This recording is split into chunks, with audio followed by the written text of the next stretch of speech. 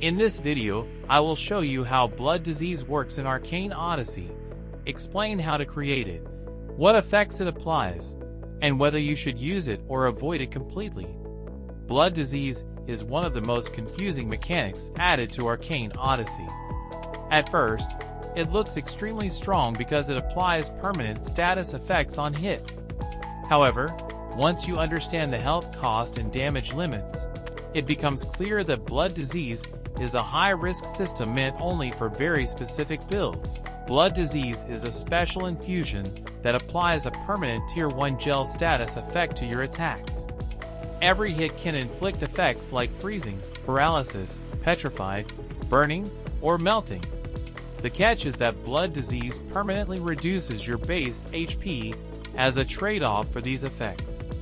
To create blood disease, you need materials from the Dark Sea. The main catalyst is tainted urchin spines, which drop from giant urchins. You also need Tier 5 reagents based on the effect you want. In most cases, you need 10 units of a reagent, and sometimes you can combine 2 reagents. This process is usually done on fast weapons, like daggers, to apply the effect consistently. You can equip up to 4 blood diseases at the same time. They can be placed on one weapon or spread across multiple weapons. As you add more blood diseases, your character appearance changes, and with 4 equipped, your hair turns completely white. The biggest downside is the HP loss. The first blood disease removes about 30% of your base HP. With 4 blood diseases, you lose over 50% of your base HP. Depending on your build, this can mean losing between 500 and 800 HP permanently. Blood disease also does not scale with power.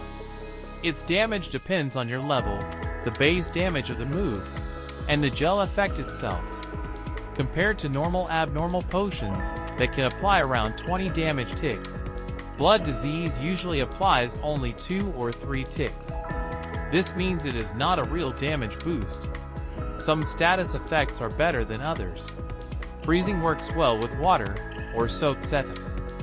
Paralysis is strong crowd control, especially in PvP. Petrify can slow enemies and still has utility. Burning, scorched, and melting are usually weak or completely pointless, especially for fire-based builds. Another major limitation is that blood disease does not stack with magic imbues.